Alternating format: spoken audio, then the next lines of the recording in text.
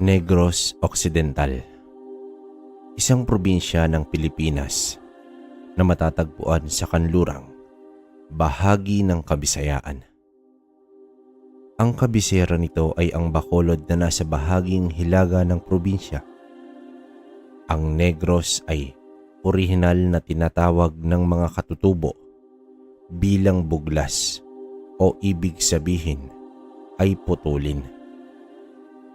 Nang dumating ang mga Espanyol noong April 1565, ay pinangalanan nila ang lugar na Negros dahil sa maitim na balat ng mga katutubo na natagpuan sa lugar.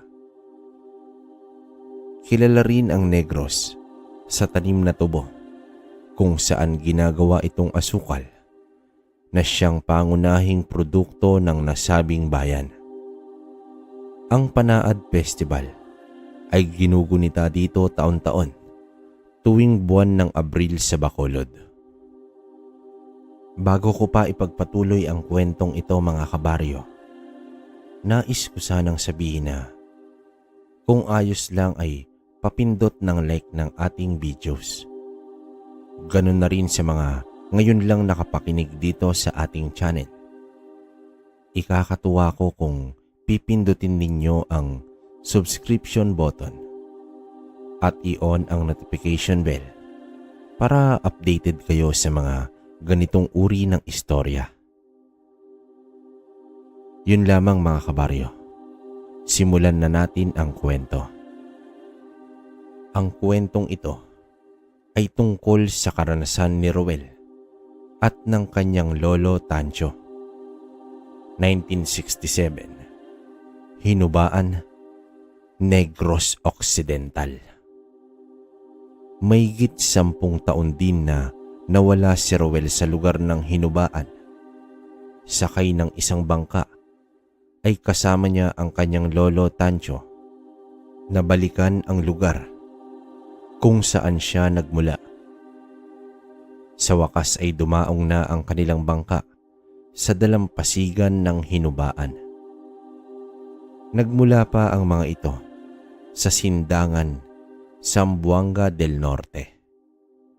Kaya sila nagtungo sa Hinubaan upang bisitahin ang mga magulang ni Roel na ilang taon na niyang hindi nakikita. Sa panahong ito, nasa edad 23 na itong si Roel. Binata pa. Ilang minuto pa na paglalakad ay natanaw na nito ang bahay. Masaya at sabik na itong si Roel na makita ang mga magulang, kaya patakbo pa itong nagtungo sa kanilang bahay. Napangiti na lamang ang kanyang lolo sa ginawa ng apo.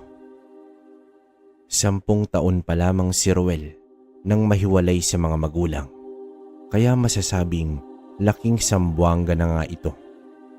Habang nakangiting sumunod si Lolo Tancho, ay unti-unti namang napalitan ng ligalig ang itsura nito nang makita na ang bahay. Tila may hindi kaaya-ayang enerhiya sa buong pamamahay. Konting paglalarawan lang kabaryo sa bahay ni Roel. Nakatayo ito sa paanan ng bundok.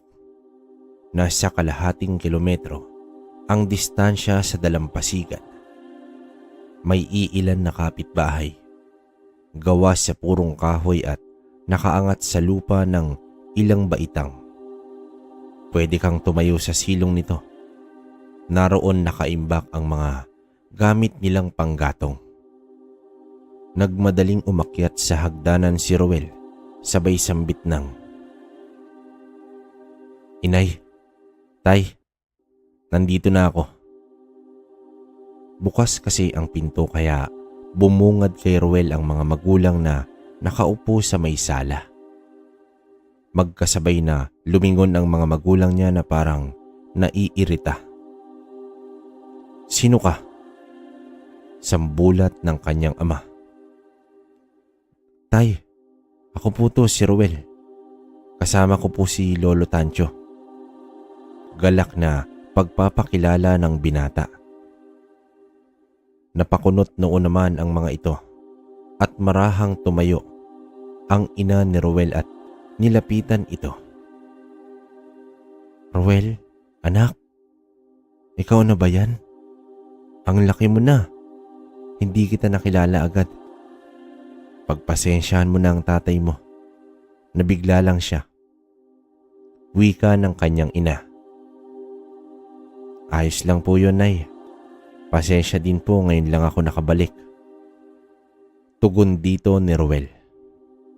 Hinawakan ng ina si Ruel papasok sa sala at tuluyang pinaupo. Habang ang ama nito ay hindi halos makatingin sa binata pero may ngiti sa mga labi. "Isabel, Densyo, nandito na ako sa baba." Sambit ni Lolo Tancho. Agad lumabas at sinalubong ni Isabel itong si Lolo Tancho. "Naku, itay, nandito ka din pala. Sige po, tuloy tayo sa taas." Wika ni Isabel habang binitbit ang dalang bayong at maletang gawa sa nipa. Magkaharap na nakaupo silang apat sa sala. Nakatitig lang ang mga ito sa maglolo. Nagparamdam naman sa isa't isa sina Lolo at Ruel. Ang mga mata ng mag-asawa ay tila ba walang emosyon. Taliwas ito sa ipinakita ni Isabel. "Nako Isabel, wala bang may inom diyan?" Sambit ng matanda. "Ako na ang kukuha." Tugon ni Densyo sabay tayo. Agad naman itong hinawakan ni Isabel na may pagkakadiin ang hawak at nagwika ng, "Ako na ang kukuha, Densyo. Dito ka lang."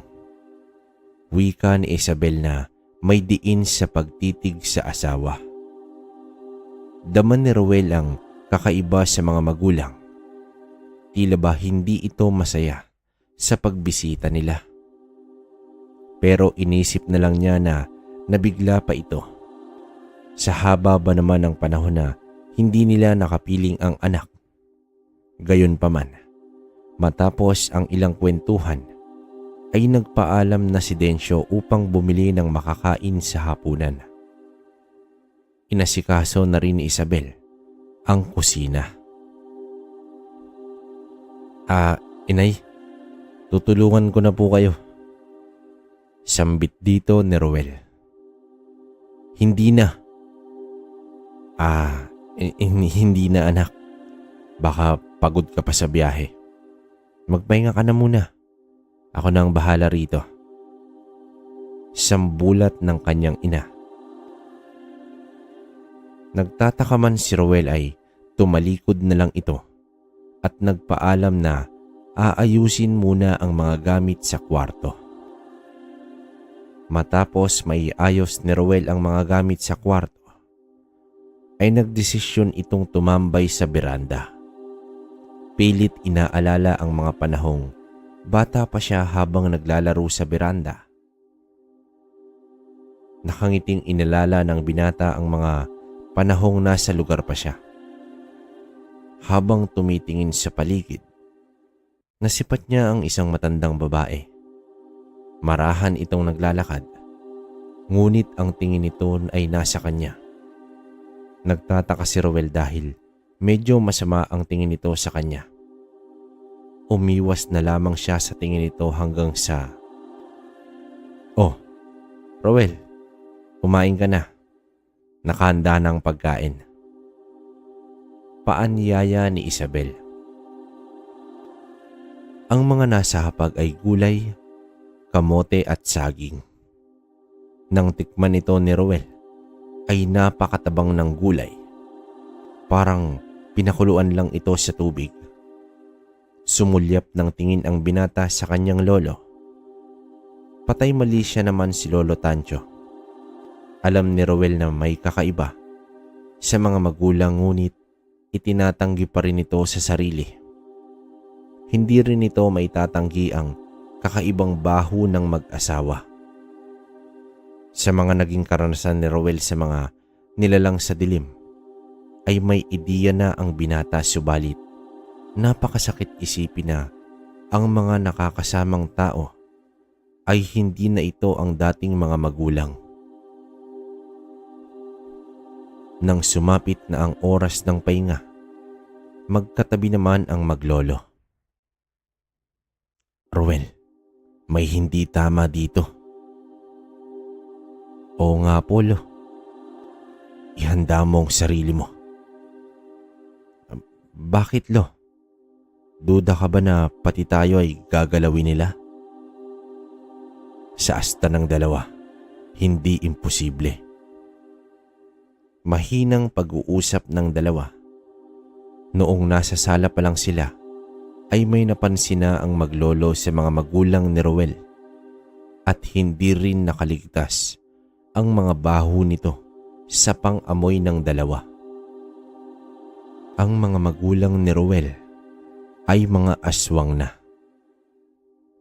"Lo, sino kayang may gawa nito sa mga magulang ko?" Mangiyak-ngiyak na tanong ng binata. "Huminahon ka, Apo.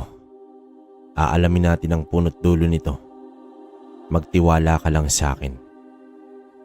Paalala ng matanda kay Rowel. Si Lolo Tancho ay may tangan ng mutya ng sinukuan, habang si Rowel naman, ang tangan ay mutya ng bato-omo. Masakit man ito sa kanila, pero purong aswang na ang mga magulang nito. Bigla ang naging misyon nila na alamin kung bakit nagkaganito na sina Isabel at Dencio. Habang malalim na ang gabi, nakarinig ng kaluskos sa silong si Rowel. Nang lingunin niya ang kanyang lolo, ay mahimbing na itong natutulog. Marahan na bumaba ng kama si Rowel. Labis itong nag-iingat. Baka umugong pa ang langit-ngit ng sahig na gawa sa kahoy. Sumilip siya sa sahig. Madilim ngunit may naaninag siyang dalawang tao na magkaharap. Hubot-hubad at may pinapahid sa katawan na isang likido. Mabusising sinilip iyon ni Rowel. Nagkataon namang nasa tapat siya mismo ng dalawa. Ilang saglit pa, biglang tumingala ang babae at nagtama ang kanilang paningin. Napaatras si Rowel sa gulat at agad na pumanhik sa kama. Nakita niya na nakaupo na pala sa kama ang kanyang lolo at may hawak na itong isang itak. Sumenya si lolo na huwag maingay hanggang sa narinig na lamang nila na may tumakbo palayo at nagtungo sa bundok. Agad nagtungo sa bintana sa likod bahay si Rowel. Ngunit tanging mga paggalaw na lamang ng mga halaman patungo sa kakahuyan ng kanyang nasilayan. Umalis na sila po. Kawawang Isabel, sinong may gawa sa inyo nito? Malungkot na wika ni Lolo. "Lolo, alamin natin kung sinong may gawa nito sa aking mga magulang. Hinding-hindi ako babalik ng Zamboanga hanggat hindi ko napagbabayad ang may gawa nito sa kanila." Sambit ni Rowel. Kinaumagahan, nadatnan ni Rowel ang ina na nagluluto habang ang ama ay nagsisibak ng kahoy. Nay, magandang umaga po." Pagbati ng anak. Ngunit hindi man lang siya pinansin nito at nagpatuloy sa paghahalo ng pagkaing niluluto. Bumaba na lang ng bahay si Rowel upang kausapin ang ama. Subalit, tila ba ibang tao na ito? Simula kahapon ay hindi talaga niya ito makitaan ng pagiging isang ama. Ngunit may panakanakang pasulyap si Dencio sa anak. kaya naglakad-lakad na lamang si Roel sa labas ng kanilang bakuran. Inunat-unat pa ang mga kamay at nilalanghap ang sariwang hangin. Sa di kalayuan ay nasipat na naman niya ang matandang babae na nagkukubli sa puno ng saging. Wala naman siyang naramdaman na masamang enerhiya sa matanda. Kumbaga, ordinaryong tao lamang ito. Maya-maya pa ay tinawag na siya ng kanyang ina upang mag-agahan. Pumanhik na rin sa bahay si Roel upang mag-agahan. Nadatnan niya na nakaupo na sa hapag ang lolo. Bukod sa kanin, ang nasa hapag ay 2 mangkok ng karning sinabawan, ngunit kapiranggot na sahog ay wala ito. Parang pinakuluan lang ito sa tubig saka tuluyang hiniain. Nagpapakiramdaman na sila. Walang gumagalaw ng kutsara. Sa kalooban ni Roel ay hindi niya kayang lantakan ang namumutlang karne na may umaapaw na sabaw.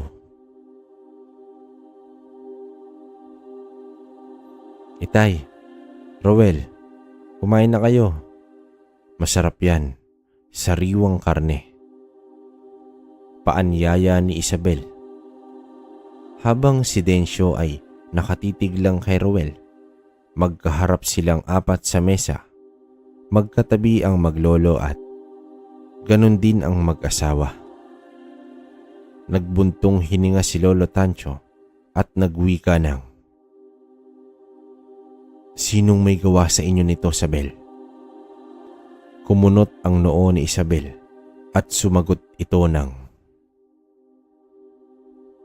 Ano bang sinasabi niyo, tay? Hindi ko kayo maintindihan." "Huwag na tayong maglokohan pa. Alam kong alam mo ang sinasabi ko.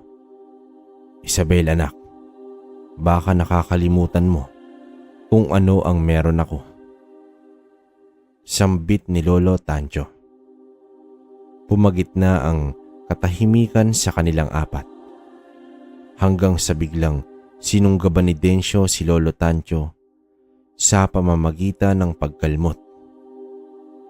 Ngunit hinawakan lang ni Lolo Tancho ang kamay nito at namilipit na ito sa sakit. At nang pumalag pa ito, ay inihagis ng matanda si Dencio. Partida, nakaupo pa lamang ang matanda niyan. Nagtayuan na rin sila Isabel at Roel. Umaangil na rin ang ina nito at pumorma ng isang pagsugod. "Nay, pati ba naman kami na kadugo niyo?" Wika ni Roel. "Wala na sa tamang pag-iisip ang mga yan, apo ko. Masakit man pero iyon ang katotohanan." Sambit ni Lolo Tancho. Mula sa pagkakabulagta ay bumangon si Dencio at aataking uli. Bago pa ito makasugod ay tinigal po na ito ni Lolo at muling tumilapon.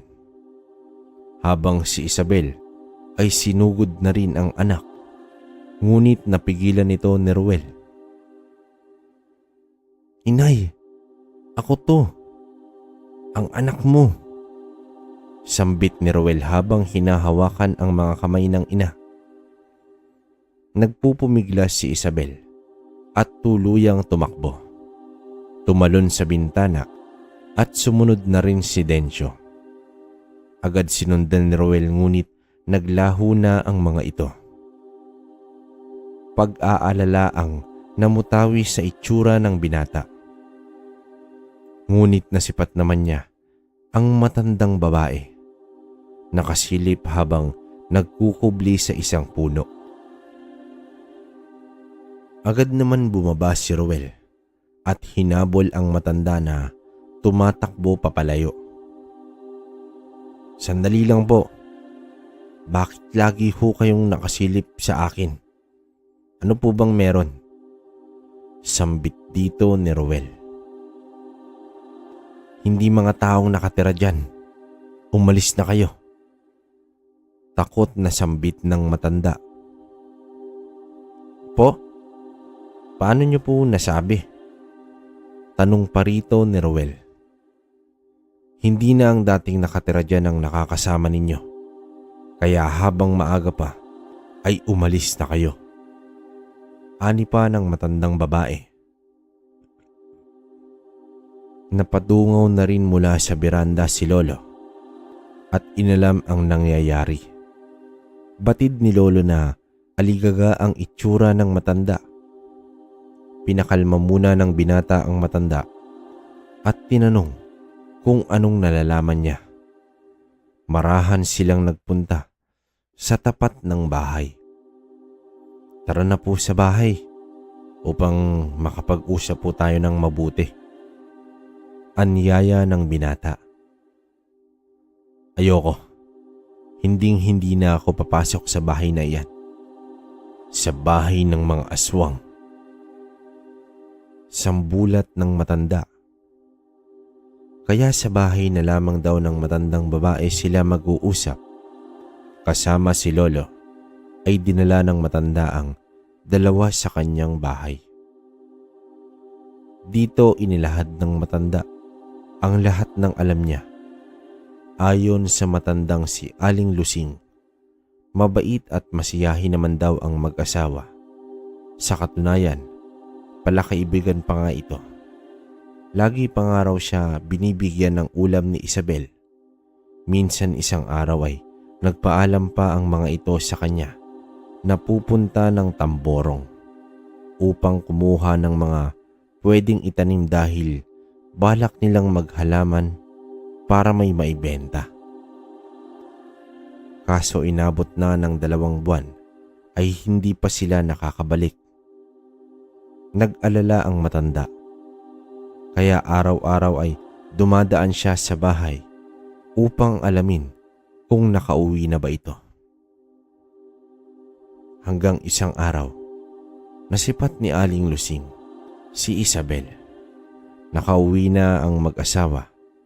Balak sanang lapitan ng matanda kaso ibang-iba ang tingin nito sa kanya.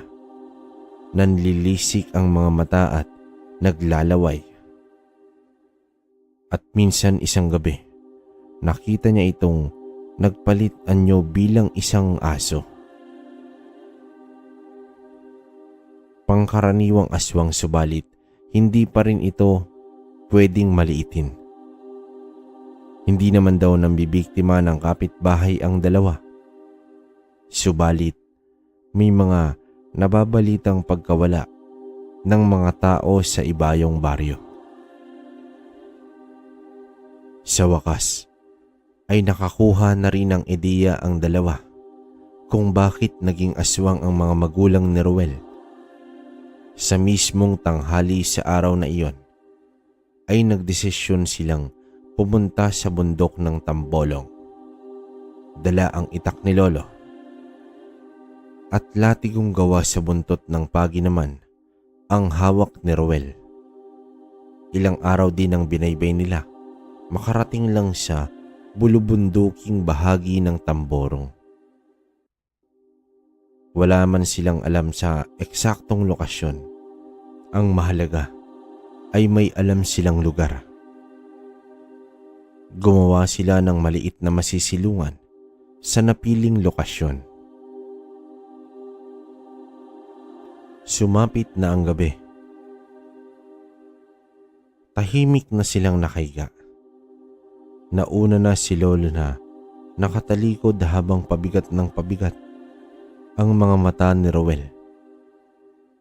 Nakatingin sa mga dahon ng mga puno at natatamaan ng liwanag ng buwan.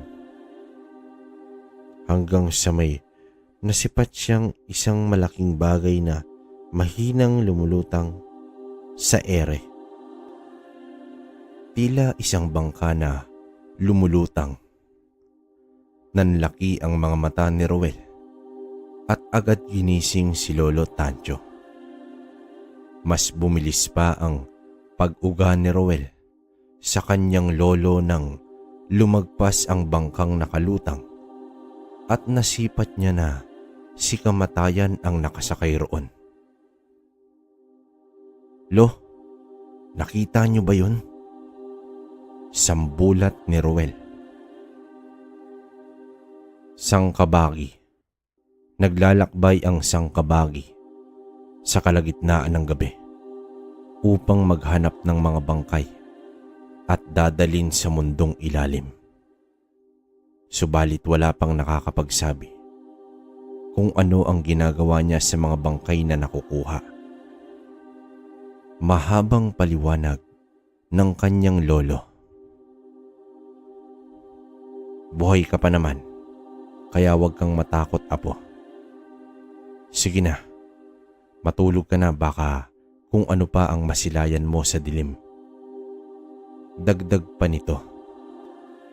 Biglang nawala ang antok ni Ruel dahil sa kanyang nakita. Halos mag-iisang oras din siyang nanatiling gising ng gabing iyon. Nang sumapit ang umaga, napagpasyahan nila na sa lugar na ito ang magiging base nila. Babalik sila dito bago magtakip silim. Nagpatuloy sa paglalakad ang dalawa, umaasang matatagpuan ang pugad ng mga aswang. 3 araw na ang lumipas ay wala pa rin silang nahihita. "Lo, nakakapagod na. Pabalik-balik na tayo rito. Mas maigi siguro kung saan tayo abutin ng dilim. Doon na lang tayo matutulog."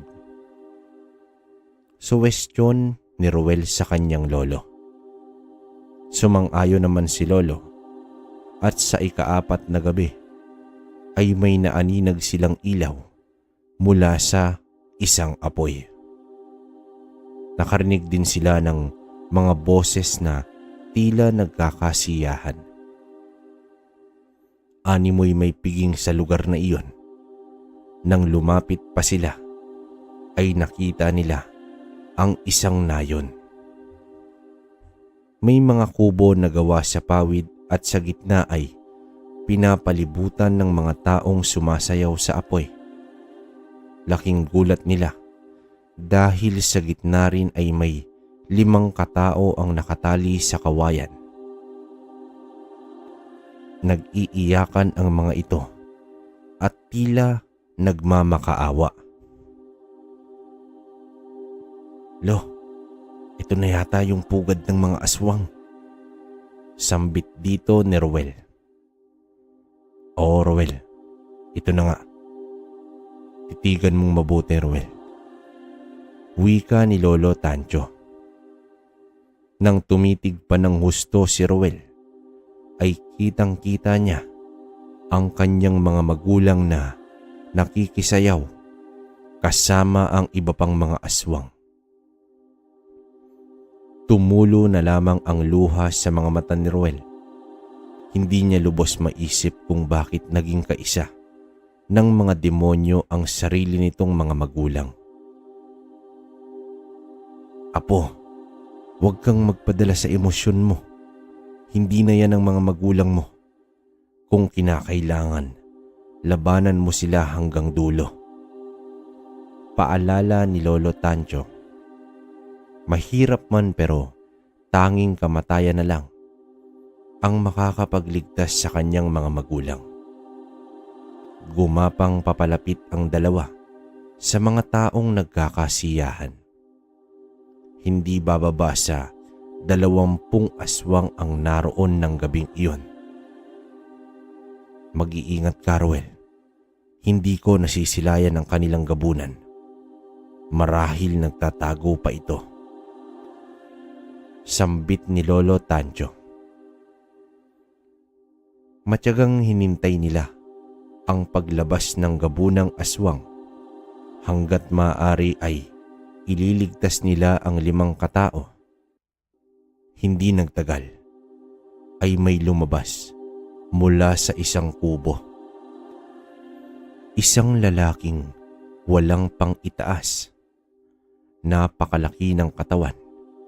Animoy may mga batong nakabaon sa mga kalamnan nito. Anyong tao subalit ang mga kamay ay mahaba at dagdag pa ng mga nagsisihabang mga kuko na kulay itim. Nakangisi ito na nakaharap sa mga biktima.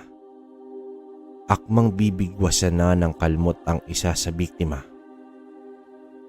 "Apo, ngayon na," sambulat ni Lolo. Sabay silang nagpakawala ng mga tigalpo at nagsisiliparan ang mga ibang aswang sa gulat. May mga tumilapon pa sa apoy.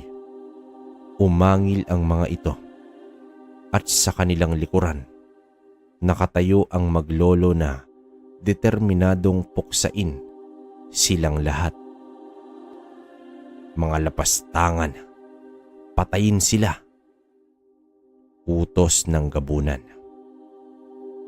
Agad nagsipulasan ang mga aswang pasugod sa kanilang dalawa. At kitang-kita nila sina Sabel at Densyo na nakikiisa sa mga ito. Doon ay pumikit si Ruel habang mahigpit na hinawakan sa kanang kamay ang latigo ng buntot pagi. Sa angking kabal at lakas na nagmumula sa bato omo, ay panatag si Ruel na nasa kanila ang pagwawagi sa gabing iyon. Nang maramdaman na nito ang papalapit na mga aswang, ay agad dumilat si Ruel at buong lakas na hinataw ang latigo sa unang aswang. Nang matamaan ito ay nagmistulang tuta ang aswang na tumilapon at ininda ang matinding sugat na dulot ng latigo. Gawa sa buntot pagi iyon, habang si Lolo Tancho naman ay naglakad na lamang na iwinawasiwas ang itak. Nakatuon kasi siya sa gabunan na nag-aangil at naghihintay sa kanyang pagsugod. Sa sandaling sina Densyo at Isabel na ang kaharap ni Ruel, ay tila natigilan ito. Dahil sa kabila ng pagiging aswang ng mga ito, ay biglang bumalik sa memorya niya ang mga sandaling kalong-kalong siya ng kanyang ama habang tumatakbo at hinahabol sila ng kanyang ina. Isang buo at masayang pamilya ang namutawi sa isipan ni Ruel sa mga sandaling iyon. Hanggang sa sinunggaban na siya ni Densyo at bumagsak sa lupa.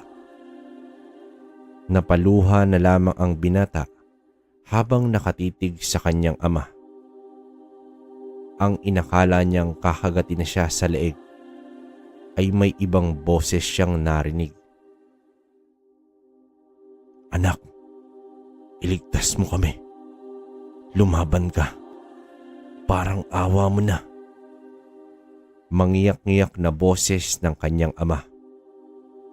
Hinawi ni Isabel si Densyo at binuhat si Ruel at tuluyang inagis.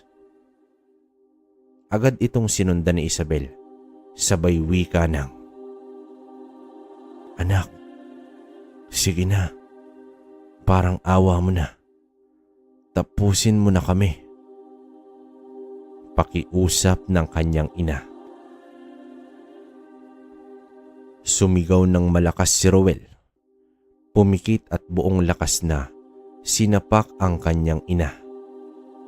Tumilapon noon si Isabel at sumuka ng dugo dahil sa lakas ng tama nito sa dibdib. Sumugod din si Densyo at hinampas naman ni Ruel ng latigo habang nakapikit din. Walang tigil na pinaghampas ni Ruel ang ama habang walang patid ang pagluha. Hanggang sa nag-ihip ng usal si Ruel sa dalawang kamay at tuluyang ibinato sa mga magulang niya. Nagliyab ang mga ito at napaluhod na lamang ang binata. Rinig na rinig nito ang sigaw ng paghihinagpis ng mga magulang habang unti-unting natutupok sa apoy.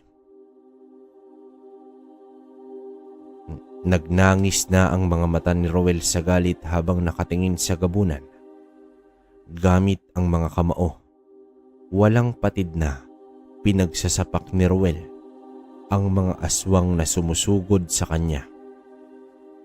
Nang mapagtanto ng gabunan na nanilipol na sila, ay bigla itong nagpalit ng anyo. Lumabas ang malalaking pakpak at tuluyan ng nag-iiba ang itsura nito. Humaba ang nguso na may pangil sa bibig. Humaba rin ang mga paa at kamay. Ibinagwis ang mga pakpak at tila nakalutang itong sa ere. Subalit bago pa ito makalayo, ay may ibinato sa hangin si Lolo Tancho na animoy isang usal na tali. At doon nga ay nagpupumiglas na ang gabunan. Habang naitali ito ni Lolo, ay pinaghahampas naman ng latigo ni Roel ang gabunan. Umangil ito ng napakalakas. Humarap ito sa binata at inundayan ng kalmot. Nasugatan ang dibdib ng binata dahilan sa pagtigil niya ng paghampas sa latigo. May iginuhit sa hangin si Lolo at ibinato sa gabunan. Tumalsik ang dambuhalang aswang at nabali ang isang pakpak nito. Muling sumugod si Roel at inundayan ng palo ang gabunan.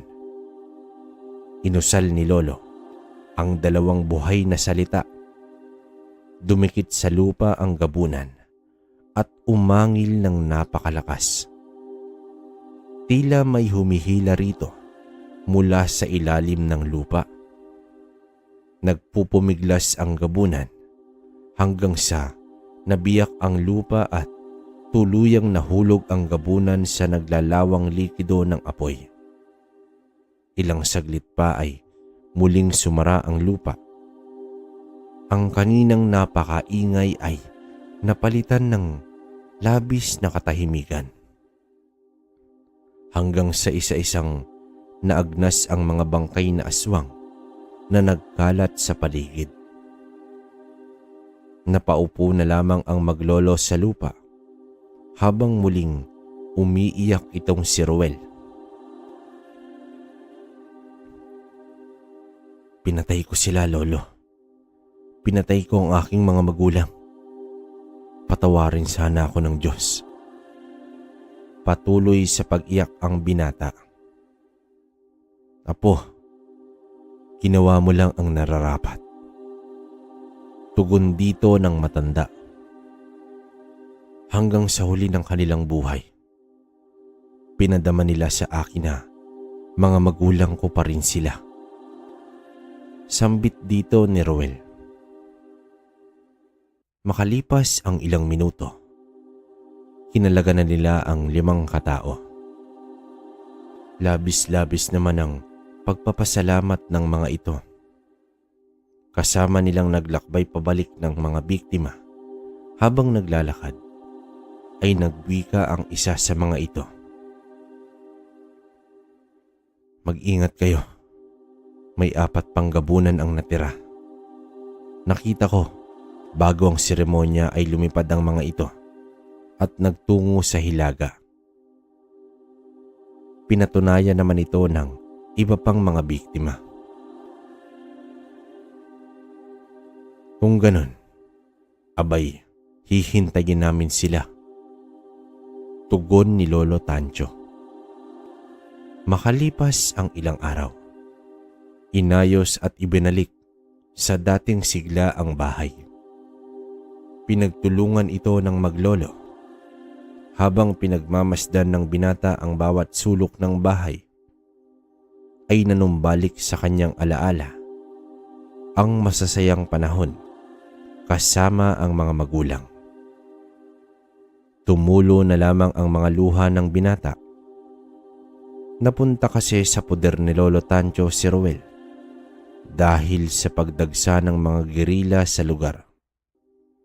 Taglay na ni Lolo Tancho ang mutya ng sinukuan sa mga panahong iyon. Nakuha niya ito noong binata pa siya. Naging disipulo si Lolo Tancho ng isang bantog na albularyo. Konting description lang mga kabaryo. Sa mga hindi nakakaalam, ang sinukuan ay katawagan sa punong kahoy sa kabundukan na may kahiwagaan. Walang tiyak kung anong uri o tawag sa kahoy na ito. Ang palatandaan nito ay mapupunang nakayuko ang lahat ng halaman o punong kahoy na nakaturo sa kanyang kinatatayuan.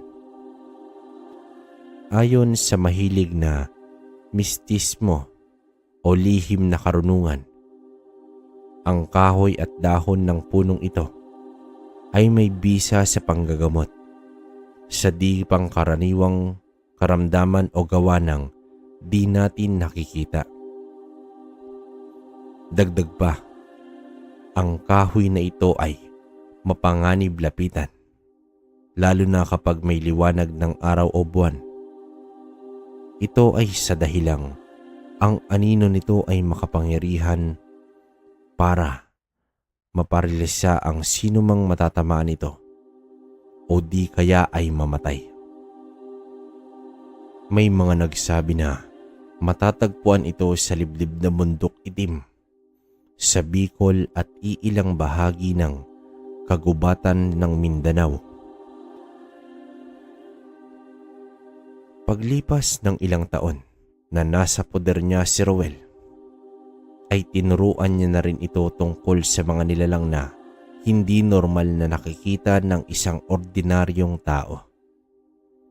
Nang matuto na ng mga usal at dasal ang batang si Ruel, ay tinulungan niya ito upang makuha ang Bato-Omo.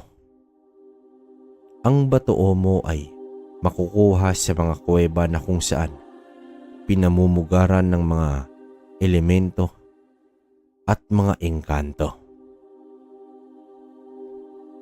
Paano ba yan, Apo? Mukhang maaliwalas ng itsura ng bahay. Hindi gaya nung nakaraan. Parang patay kung titingnan ng bahay na ito. Wika ng kanyang lolo sa kanya. Oo nga, Polo. Kahit wala na sila, ay naibalik na nating buhayin ang bahay namin. Alam nyo, ito na lang ang tanging alaala ng aking kabataan at ang mga masasayang sandali noong kasama ko pa sila inay at itay. Marahang paglalahad ni Ruel. Nagtungo rin si Ruel sa bahay ni Aling Lusing at sinabihan na lumikas na ito sa madaling panahon dahil tiyak na may panganib at trahedyang darating. Pati ang mga kapitbahay ay pinagsabihan rin ni Ruel. Subalit karamihan sa mga ito ay pinagtawanan lang ang binata. At bakit kami maniniwala sa dayuhang tulad mo? Sambit ng isang lalaki. Sumang-ayon naman ang iba pa at binaliwala ang babala ni Ruel. Kinaumagahan ay nagpaalam na si Aling Lusing at nagsabing pupuntahan niya na ang mga kamag-anak sa Sipalay at doon na lamang mananatili. Ilang kapitbahay rin ang nag-alsabalutan dahil ang mga ito ay may mga karanasan din patungkol sa mga aswang. Ay nako, yung iba rito nagpauto pa sa bulaang propeta. Wika ng isang lalaki habang nakikipag-inuman sa iba pa. O kayong mga pare, mag-alsabalutan din ba kayo? Sambit pa ng lalaki at doon sila tuluyang nagtawa ng lahat. Makalipas ang ilang gabi, habang nag-aayos ng gamit si Roel, ay nakaamoy siya ng isang napakabahong amoy. Animoy pinaghalong burak at dumi ng tao, pasintabi sa mga kumakain. Agad niyang pinuntahan sa kwarto si Lolo at sinabihan ng, "Oo apo, naamoy ko din sila." Tugon ni Lolo habang nakatagilid na nakahiga sa kama. Pinatay na ni Roel ang nag-iisang gasera na nasa ibabaw lang ng mesa. Kumuha na rin siya ng itak. Gabi ng kabilugan ng buwan. Nakakabinging katahimikan. Hanggang sa may narinig siyang mga boses ng mga kalalakihang lasing na naglalakad pa uwi. Nakasilip lang sa siwang si Roel habang pinagmamasdan ang mga lasing sa daan. 4 na mga kalalakihan hanggang sa may biglang dumagit sa isa.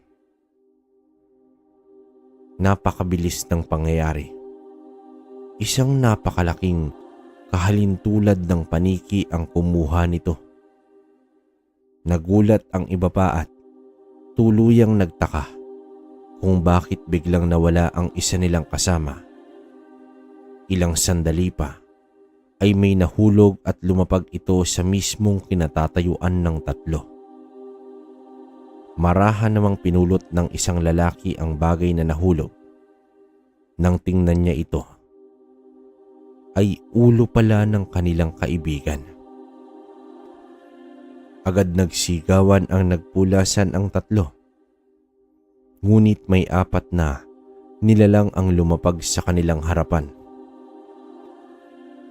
Bago pa man makasigaw ang 3, ay natapyas na ang mga leeg nito at gumulong sa lupa ang mga ulo at nangingisay-ngisay pa ang mga katawan.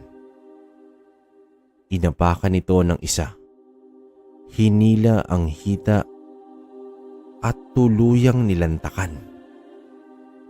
Maya-maya pa ay naglakad patungo sa tapat ng bahay ni Roel ang 4 na gabunang aswang.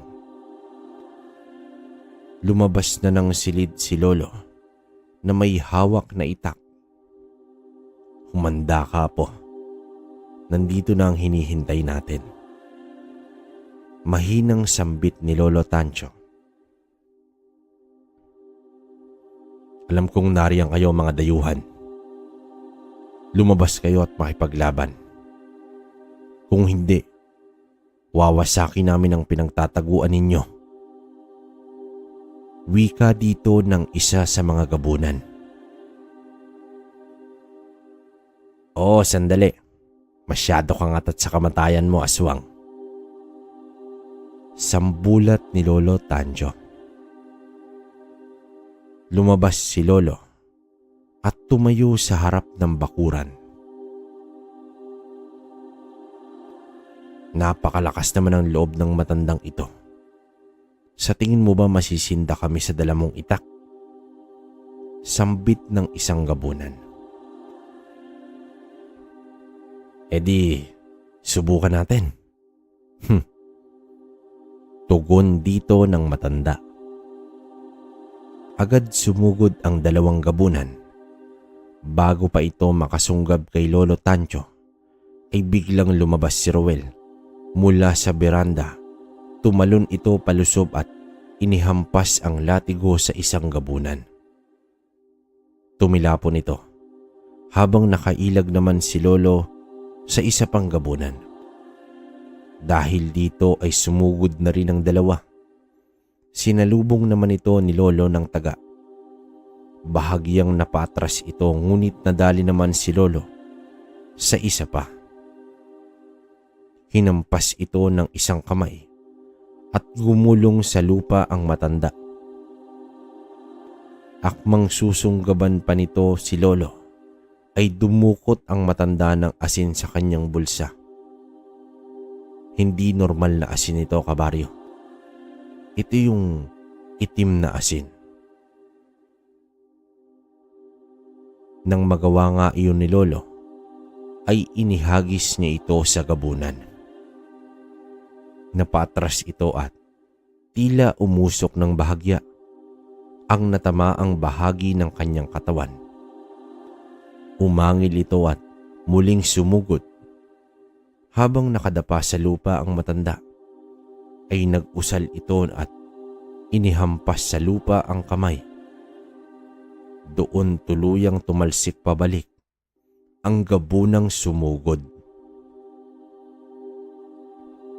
Sa kabilang banda naman, ay nakipagbuno na si Roel sa dalawa pang gabunan.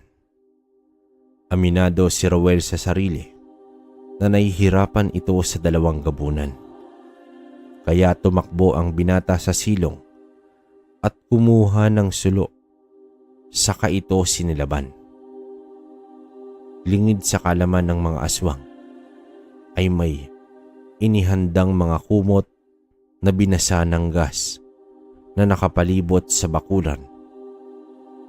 Inihagis ni Roel ang sulo at agad ngang gumapang ang apoy sa mga kumot. Kahit papaano ay naging panggulo ang mga apoy sa mga nilalang. Doon na sumugod si Roel gamit ang latigo. Napapalibutan na sila ng apoy. 4 laban sa 2. Nakatayo na magkaharap sila. Mula sa bulsa ni Lolo ay kinuha niya ang isang pulang posporo at agad sinindihan. Gamit ang usal ay inihagis niya ito sa isang gabunan at biglang lumaki ang liyab nito. Isinalag ng gabunan ang isang kamay nito at agarang natupok ng apoy. Sumigaw ang gabunan sa labis na sakit. Naging hudyat ito upang sumugod na sina Lolo at Roel. Iwinasiwas ng binata ang latigo at sa bawat tama nito sa gabunan ay matinding sugat ang natatamo. Dagdag pa ang mga malalakas na sapak ng binata. Napaatras na ang isang gabunan at naapakan ang nag-aapoy na kumot. Umangil ito ng malakas. Sa pagbuka ng bibig nito ay sinaksak ni Roel nang itak ang lalamunan ng nilalang. Tumagos sa ulo ang talim ng itak at binitawan ito ng binata. Parang may napakalaking tinik ang bumara sa lalamunan ng gabunan. Nagpahiwatig ito na lumipad ngunit hinila ito ng binata sabay sapak ng napakaraming beses. Habang ang dalawa naman ay hindi halos makagalaw dahil sa espiritual na tali ni Lolo Tancho. Ang isa sa kanina pa naglulupasay dahil sa pagkapaso ay muling umatake. Isang malakas na pagkalmot ang ibinigay nito sa matanda. Ngunit sinalo ito ni Lolo at inusalan. Namilipit sa sakit ang aswang at tuluyang napaluhod. Kahit kailan, hinding-hindi magwawagi ang mga demonyong katulad nyo. Sambit ng matanda, sabay bitaw sa 2 buhay na salita. Dumikit ang aswang sa lupa at nagpupumiglas ito habang unti-unting lumulubog sa lupa at ibinaling ni Lolo ang atensyon sa isa pang gabunan. Binanatan niya ito ng mga tigalpo at nagsiputukan ang mga kalamnan habang ang isa ay walang humpay na pinagsasapak ni Roel. Nagkalasog-lasog naman ang mga buto nito nang bumulagta ang 4 na gabunan ay buong lakas na nag-usal si Lolo Tancho. Doon niya inihampas ang kamay sa lupa. Nagkaroon ng mga bitak sa lupa at unti-unting nilamon ang mga gabunan na naglalawang likido ng apoy. Tanging mga angil ng paghihinagpis ang naiwang ingay sa mga ito. Pagsapit ng umaga ay kalunos-lunos ang natagpuan ng maglolo sa buong baryo. Isa-isa palang pinagpapatay ng mga gabunan ang mga hindi lumikas na mga tao sa lugar. Nagmistulang bayan ng multo ang buong baryo. Nakapanlulumong ngunit wala nang magagawa pa ang maglolo sa nangyari. Balak na sana ni Roel na manatili sa lugar at dito na rin sana bubuo ng sariling pamilya. Ngunit ang lugar ay tila isinumpa na ng dyablo. Sa bawat gabi na pananatili ng dalawa sa bahay ay may mga naririnig na silang mga umiiyak, mga kaluluwang naglalakad at mga boses ng paghihinagpis at ang pinakamalala ay tila may boses ng demonyo ang naririnig nila. At dahil sa mga ito, nagdesisyon na silang bumalik sa Zamboanga.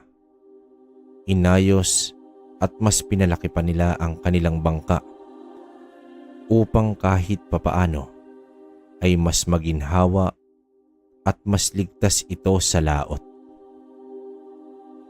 Sumampa na sila ng bangka, dala ang pagkaing sasapat sa kanilang paglalakbay. Habang nagsasagwa na si Lolo Tancho, ay hindi maiwasan ni Roel na tanawin ang lugar na unti-unti nang lumiliit sa kanyang paningin. Tinanggap na lamang ng binata ang katotohanan na kahit kailan ay hindi na maibabalik ang mga panahon na magkasama pa sila ng kanyang mga magulang. Dito nga kabaryo ay tuluyan ng nilisan ni Roel ang lugar at dala ang pag-asa sa bagong pahina ng kanyang buhay sa pagbabalik ng Sindangan.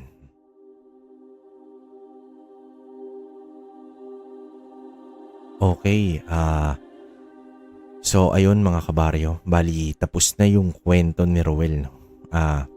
Feeling ko hindi naman dapat dugtungan to na kung may karanasan pa ba sila, kasi isipin nyo doon pa lang sa unang part, no, na kasi unang part na sinalang, siguro mali. Siguro ang pwede nilang ilagay rito sana na kwento na mas nauna is yung karanasan ni Lolo Tancho na kumbaga wala pang tangan tong si Roel, di ba? Kasi nga sa part ng kwento na to na dumayo sila sa Negros is lumapag sila ron na may tanga na sila. So mas maganda sana kung yung about sa kung paano paano ginabayan si Lolo Tancho ng albularyo, kasi nga sabi bantog na albularyo. Isipin nyo na lang, di ba? Kumbaga sa Antingero siguro mahalin tulad natin sa Divino. Hindi, tama ba? Hindi siguro, no? Pero feeling ko ganun. Pero yun nga, yun, pwede yun sana bago to. Tapos yung buhay ni Roel, kung paano siya tinulungan ni Lolo Tancho na kuhain yung Bato Omo, no? So, yun nga, nakita nyo naman na may kaalaman, di ba, sa liham na about sa sinukuan. Tapos yun nga yung Bato Omo. Alam ko siguro maraming beses na tong Bato Omo eh. Pero grabe, 'di ba? Alam ko siya style parang holen. Alam niyo yung holen na bilog tapos purong puti. Ganun na ganun yun. Saka yun nga, mabisa to. Kumbaga kahit hindi naman ibaon sa katawan mo, kumbaga dala mo lang. Kunwari sa panahon ngayon, ilalagay mo lang siya sa wallet mo, sa bag mo, tapos tuwing may lakad ka dalin mo o yung ibang ginagawang parang habay. Diba? Alam niyo yung parang babalutin sa pulang tela tapos hahaluan pa ng ibang mga klase ng elemento. Yung 10 elemento, diba? Yung 10 elements. So, ayun, para mas mabisa tapos at the same time buhay, 'di ba? Kumbaga, napakain ng maayos. Ayun, buhay na buhay. Alam ko naman kasi pag ganyan na mutya tapos kalikasan, kahit papano buhay na yan eh. Unlike sa mga medalyon na talagang may susi ang dasal lahat sa harap, sa likod, pati yung susi sa basag yan. Talagang dedebosyonan mo yan. Hindi kagaya na itong mga ganito na galing mismo sa kalikasan. Talagang kahit papano is buhay na. Kumbaga, cleansing na lang sa taong may hawak, no? So, ayun. Nga pala, kabaryo, yun yung comment ko sa kwento natin. Kumbaga sa akin, rate ko rito. Siguro casual lang. 10 out of 10 na normal na bakbakan lang. Pero, grabe kasi nakita ni Roel si kamatayan. Isipin yun. Tapos, yung mga usal ni Lolo Tancho. Diba, hindi natin siguro, ewan ko na lang, mahirap magsalita, diba? Hindi natin alam kung ano yung buhay ni Lolo Tancho dati. Kasi nga ngayon, 4 na gabunan. Pero siguro nung mas bata-bata pa to si Lolo, mas matindi yung dinanas nito na talagang pakikipaglaban, diba? So, sa akin yun lang sa kwentong to. Kayo, kung may komento kayo, comment kayo sa baba tapos babasahin natin yan. Tapos yun nga, yung shoutout natin mga kabaryo para mas maganda. Friday o Saturday natin gagawin. Lahat na yon, all in na. Kumbaga, from the previous videos na nagko-comment kayo, babasahin natin yan. Diba? Hindi naman tayo madamot sa ganyan eh. Basta, nagiging masaya kayo, okay na rin ako. So, ayun. Nga pala, siguro, paano ba to? Plano ko kasing mamigay ng freebies. Alam niyo yung kahoy na ano ba to? Nasa dulo na ng dila ko eh.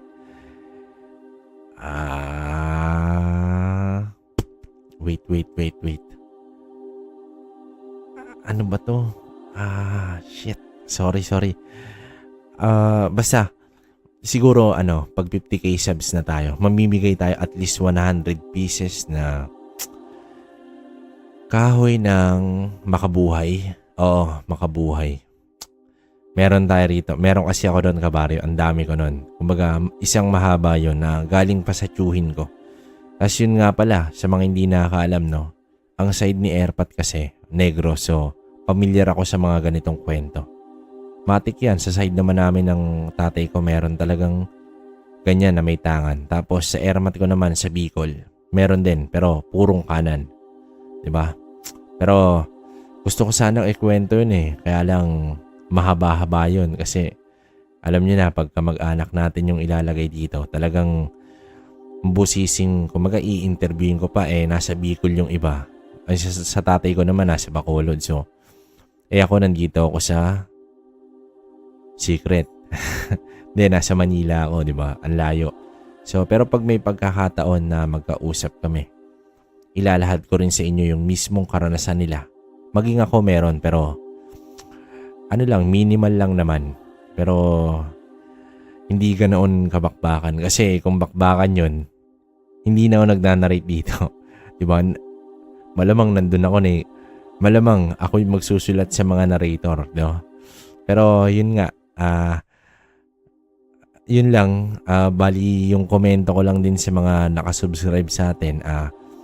Alam nyo naman yun, lagi akong nagpapasalamat sa inyo. Lalo na yung mga bago lang na nagsusubscribe, no? 16k na tayo mga kabaryo. Diba? Wala naman sigurong masama kung mangangarap tayo na mag 100k. Kahit yun lang. Ngayong taon. May nabasa pa nga ako na comment ng iba nating mga kabaryo na deserve na million subscribe. Hindi naman. Kung ibibigay ng itaas, bakit hindi, di ba? Pero para sa akin, mas okay na yung kahit maliit yung komunidad natin, at least nagkakaroon tayo ng open forum, yung mga ganito, di ba? Yung communications. no? At least from time to time updated tayo, di ba? Para lang tayo nagkukwentuhan ng mga magtutropa, no? Mas okay 'yun, di ba? Siguro doon ko siya ilalagay sa Ang Kwentong Baryo 2.0. No, hindi naman OA, di ba? Kasi nga, alangan ibahin ko pa. Okay na 'yon. Ang Kwentong Baryo 2.0. Nandyan lang din yon yung link mga kabaryo. Para iniipon ko lang kasi yung story kasi nga alam nyo na mahirap naman na sumalang agad ako sa ganung karaming kwento. Lalo na alam ng mga nauna na bago lang naman tayo sa ganito. Kundi dahil kay Otit, no? Na ginabayan tayo na hindi niya na raw kinakaya yung iba niyang nababasang kwento. So, call pamangkin. So, yun. Ayun, hindi, mabait yun. Si Otit natin. Si Otit Manlalakbay. Yan. Tapos, stricto lang yan. Kasi nga, tingnan nyo naman boses, di ba? Hindi kami pare. Stricto yan, pero mabait yan. Pag nag-request kayo dyan, pagbibigyan kayo dyan, try nyo. Medyo mahaba na to mga kabaryo. Paano? Nag-enjoy kasi ako pag ganitong nasa ganitong tema na tayo, no? Komento tapos konting usap. Yan. Mas okay nga rito kaysa shoutout eh. Kaya lang kasi bilang sukli sa inyo is syempre pasasalamat na rin, no? So yun, dati kasi ito share ko lang mga kabaryo. Alam nyo ba na ito sa atin lang. Ewan ko kung naririnig nila o nakikinig sila. Ang daming nagagalit sa aking narrator. Ito, totoo to, real talk. Wala talagang halong biro. Merong iba na nag-i-email pa na, bro, bakit ka naman ganyan na may membership? Dapat sundin mo yung perks ni YouTube na kung sino yung mag-member, yun lang yung i-shoutout mo. Kasi nga, di ba? Siguro sanay sila sa gano'n. Sa akin naman kasi wala naman akong time na makipagdikitan sa kanila o ano pa. Basta, kumbaga solo lang to mga kabaryo. Pansin nyo, nag-iisa lang tong kwentong baryo natin. Hindi naman tayo nakikihalubilo sa iba. Diba? So, ayun. Para sa akin, sabi ko naman, wala namang problema kung magalit sila, diba? Kasi nga raw, naapektuhan sila siguro. Ay ako naman, di ko naman kayo pinupursige na mag-member. Lalo na, talaga namang, alam nyo ba kabaryo, pag nag-member kayo dyan, siguro ang napupunta lang sa amin, 20%. Oo, totoo. Kunwari, 399, di ba? Yung member natin ng dalawa, si Ma'am Cherry sa si Ma'am Roslyn. Alam nyo ba, kunwari 399, wag na lang natin i-percent. 399 yung binayad nyo sa 1 month.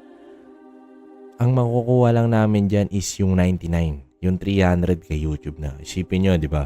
Tapos, ang gusto ng ibang narrator, pag hindi kayo member, X na kayo. Wag na ko na kayo siya. Hindi naman, di ba? Kasi, hindi naman tayo ganun. So, yun. Kung magme-member kayo, wag na. Gcash na lang. Hindi. Joke lang. Walang problema sa akin yan. Kung may birthday sa inyo, may kaarawan kayo, o nagse-celebrate kayo ng anibersaryo, at nakatuto kayo sa channel natin, pwede nating gawan ng konting bati yung mga ganyan, no? Hindi nyo na kailangan pa na boss, pa-shoutout, comment lang kayo ng maayos at kahit negative, binabasa natin yan. Mapapansin nyo dyan, meron pa rin na mga negative comments. Pag ganun, hayaan nyo na lang kabaryo na nandyan lang sila. Okay lang yan kasi ibig sabihin, talagang nakikita nila na may plus yung ginagawa natin, di ba? Wala naman taong perpekto at hindi naman tayo nagmamalaki. No? So, ano lang naman tayo rito, baguhan pa lang tayo at kumbaga, bagong sibol pa lang tayo. Mas maraming magagaling na talagang hinahangaan. Pero, hanggat maaari, ginagawa ko naman yung best ko, di ba? Na nakikita niyo naman siguro. Nung una, sinabi ko, sige, daily na tayo. Hindi kinaya. Inawat ko lang. Pero ngayon, kita niyo, pinipilit natin. So, yun lang mga kabaryo. At yun nga pala yung trivia. Nilalagay ko yan. Yan ang pinaka-effort ko talaga. Tapos ito. Nakikita nyo may trivia tayo sa unahan, di ba? Okay, no? Binabasa ko kasi muna yung padala, tapos konting ayos lang. Tapos, kagaya ngayon, negros ha. O sige. Ganito pala. At least may idea tayong lahat, di ba? So, yun. Sana nagugustuhan nyo yung ganong klaseng way ng narration natin. Tingnan natin kung hanggang saan naabutin yung ganun. Pero hanggat kaya, gagawin natin yan para sa inyo. So ngayon yun lang kabaryo. Maraming salamat sa mga patuloy na sumusuporta sa channel natin. No? Naway gabayan kayo ng nasa itaas. No? Gawin yung sa mga tropang OFW dyan na ginagawang pampalipas oras to. Sa mga taong nandito rin sa Pinas, no, na ginagawang pastime yung pakikinig sa atin. Maraming salamat sa inyo, no. Yun lang. Mahaba na. Bawi ako next upload. Salamat mga kabaryo. Hanggang sa susunod na kwento.